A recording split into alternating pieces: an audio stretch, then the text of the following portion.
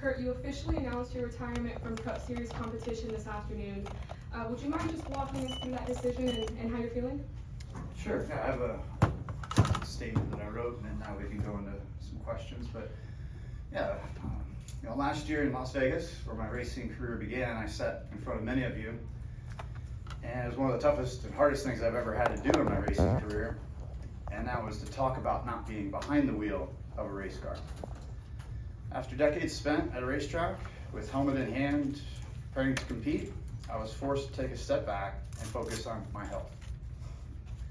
While stepping away from full-time racing for the 2023 season, it's been difficult, but it has provided me with a different perspective and more time to continue focusing on my recuperation and reflect on all that the sport has given me and all that I still have left to give back to it. Racing at NASCAR's highest level requires every last bit of focus, heart, stamina, and determination. And I know right now I can't give what is required to compete at that level week in and week out. So I'm officially announcing my retirement from NASCAR Cup Series competition. Over the last several months, being out of the car, I've appreciated the opportunity to remain actively involved with 2311, Monster Energy, and the Toyota Racing family. And as I can do all that I can and I want to do all I can to continue making this race team one of the best in motorsports. I guess it's fitting that at age 45, my 23 years as a full-time driver in NASCAR would culminate in working with 2311 to impart the knowledge I have for our drivers and our team. And as I transition out of the driver's seat, I can't help but feel incredibly blessed to have spent the amount of time I did as a driver in NASCAR. And I could never have imagined it growing up as a blue-collar kid from Las Vegas. So many people have been part of my journey. I want to thank the fans, my family, friends, sponsors, and team members. Thanks to everyone who has taught me the different things around the motorsports world, and also for those who have had to put up with me. And then I want to just thank again everyone that continues to push me to strive for success in this sport. It's time for a new journey, and I'm excited to get it started. All right, we'll go ahead and open it up to questions. We'll go ahead and start up here with Jerry Jordan.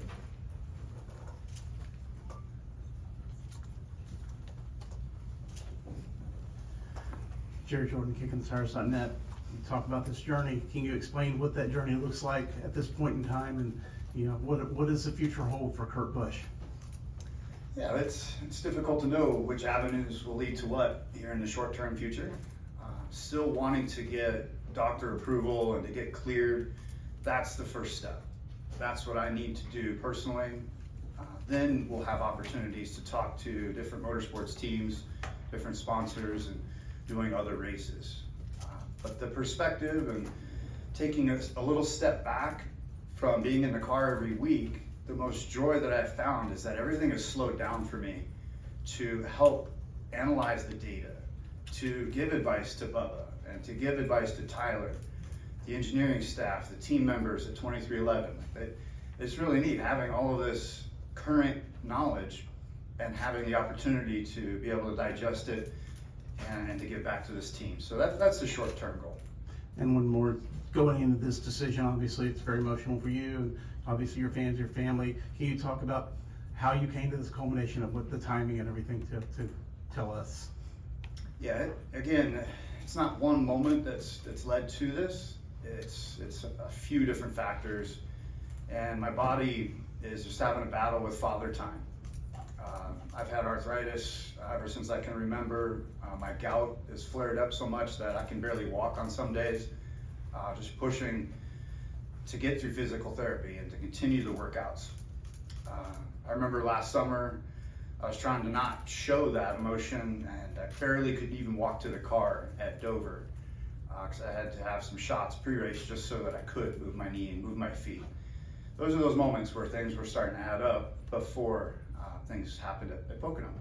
So, father time. I'm 45 years old. I'm very happy, complacent, And there's nothing that I look back on and regret about having this opportunity at the top level of NASCAR. All right, we'll go to Bob and then Chris. Bob Cockers, Fox Sports. You've said previously that 90 to 95% of your life is normal, but when your heart rate gets elevated is when you've had difficulty. Is that still the case? It's not as bad as it was last summer, last fall. I genuinely feel good about the improvements throughout, call it 3 months at a time, and then we'll push harder to find other things to help with my vestibular movements and to balance out my core strength, so that way everything is stronger within my system to be able to react at top level speed. Hey Kurt, Chris Gollum, News Daytona Beach. First of all, congratulations on a remarkable career. And so your crash that was ultimately the last time you were in the Cup car in qualifying at Pocono, that came amidst a series of crashes in the next gen car that caused some head injuries. So I was wondering if you've had the chance to observe some of the efforts NASCAR has made to kind of improve that, and what do you think about the future of preventing head injuries in the Cup Series going forward? Yeah, I mean, it is kind of a Hollywood story ending, so to speak. I'm going for pole in your last race, going out on top. And yes, I think that NASCAR is doing all the right things to improve the safety of the car and made quick, prompt changes after collecting data on my incident and many others. And it's always something in life where you're trying to improve things and make it better for everyone. And I think NASCAR, the teams, and the collaboration that I see between the DAC, the RTA, NASCAR, everybody's moving in the right direction. Thanks, Kurt. All right, we'll go to Claire and then Lee Spencer. Claire B. Lang, Sirius XM NASCAR Radio. It's pretty moving to look around this room and see Steve O'Donnell and Mike Helton and Toyota Racing Development and David Wilson and your team and your brother back here, who came early, by the way, to make sure he was here on time. But what does all this mean to you as far as the feeling you get from the many years you've put into it and the people that are here supporting you in this announcement? Yeah, I said I wasn't gonna get emotional. There you go, Claire, thanks. Sorry. No, thank you to everyone. I was texting Mike Helton earlier this week, and I said to him, I didn't really think I was going to get out of 2002 with as many arguments as we've had. And everyone that's in the room, thank you. Whether it's the sport, our manufacturer, our sponsors. Thank you, Mitch Covington. You stood behind me back in 2012 and said, we will support you, we will sponsor you, Kurt. And it's been an amazing journey with you guys. And to say that you've been with a sponsor for over a decade, we're getting close to for 12 years now. That's been an amazing friendship. Anytime I reference Monster Energy, it's like I work for the company and I'm trying to do all I can to help move product and to create that lifestyle and a can feel. And so thank you to the team, thank you guys. There's plenty of stories and fun and wins and losses, but thank you to NASCAR for giving me a fair shake at this. There's a bunch of cool trophies at the house, lots of memories, and I hope to give back in all the ways that I can moving forward. And one follow-up, it's obvious you're a gifted race car driver, but I've stood out on pit road to watch you work with the team, and it's real easy to see what they take from you. I've seen you put sticky notes in the motor coach where you're putting down tire codes and things like that. What is it that you have, and what have you found with the team in particular? Because I think there's a lot you can give back, maybe even more than what you gave as a driver. What is that, and what reward do you get from it? I think the foundation that my dad Tom instilled in Kyle and I from the very beginning about race cars and working on them and understanding every element about the car even before you drive it, that was a key factor. And then when my dad was putting so much time and money towards our racing, he's working 80 hours a week. We're going to the racetrack every weekend. And when I started to click, and it started to click for me, and I started to win races, I just wanted his job to be easier. I mean, he's my crew chief, he's my car owner, he's a sponsor, he's everything. And I wanted to communicate to him clearly how the car was handling. And I think that's something that I took with me to every race team, was just trying to be clear, precise, and help them do their job, but also make their job easier for them. And I think that's why I had so much success at all the different race teams. We'll go to Lee. Lee Spencer, CatchFence.com. So you talked that you eventually want to get back into some form of racing. What is it gonna take? What is your, PT, what have you, look like to reach or attain that goal? Yeah, keep pushing with the physical therapy, the workouts, doctor visits, tests, and there is no timeline. I just know I need to feel from right here that I am good and look the doctor in the eye, and he'll tell me that I'm good to go. And again, that was the struggle, mentally, emotionally, the push last summer to try to get back for the playoffs, and I wasn't able to make it. That was the toughest one. Now everything's settling in, and whether I drive again or not, there's so many more things for me to do, and there's no real timeline.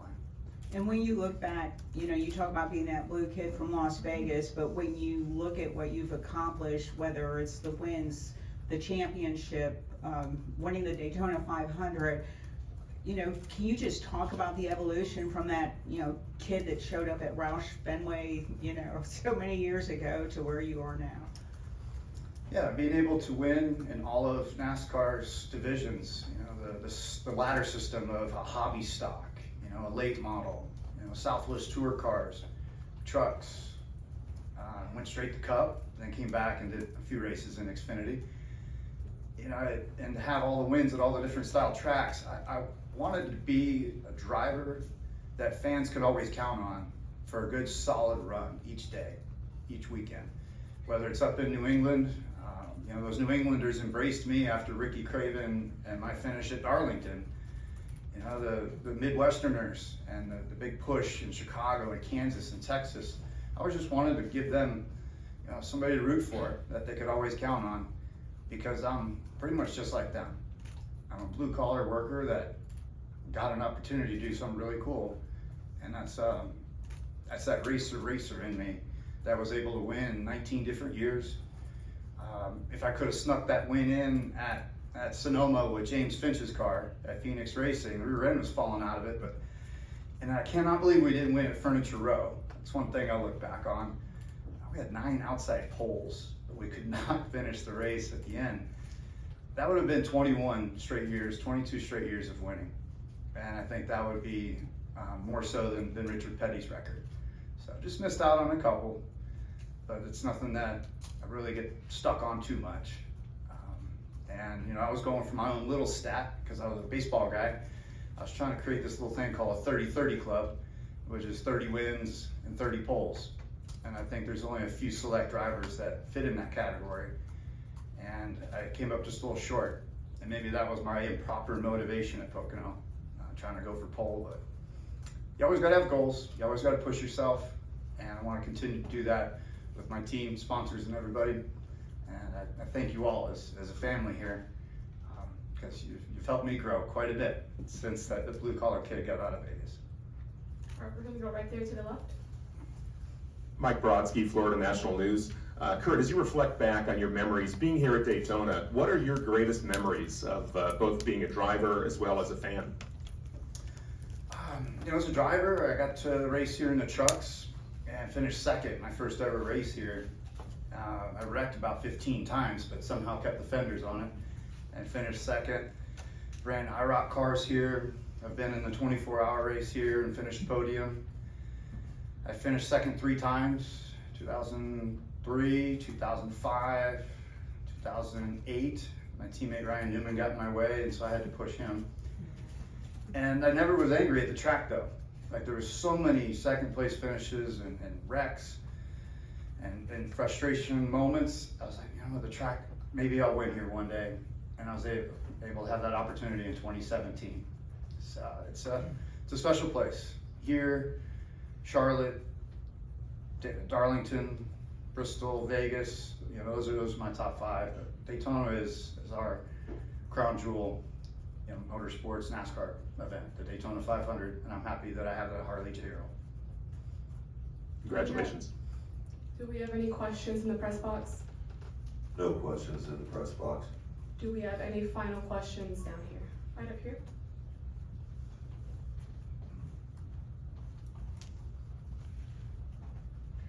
Deb Williams, Auto Week.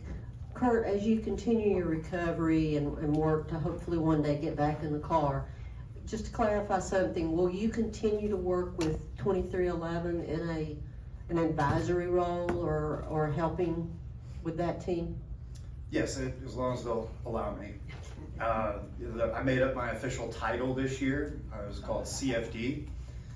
That's coefficient of drag, really. That's what CFD stands for, but I nicknamed it Captain of the Fun Department. So that's been a good role, and then as of late, though, I've revised it. I want to become slightly more professional within the group. So I've named myself CVO, Chief Vision Officer. Of course, whatever it means, but I enjoy working with all the departments and being that extra set of eyes and helping our team advance so that we can win more races, be more competitive, and have shots at winning championships, because that's the person who I am, and I want to give back to our team. Thank you, and thank you for your wonderful career. Thank you. Appreciate it, everybody.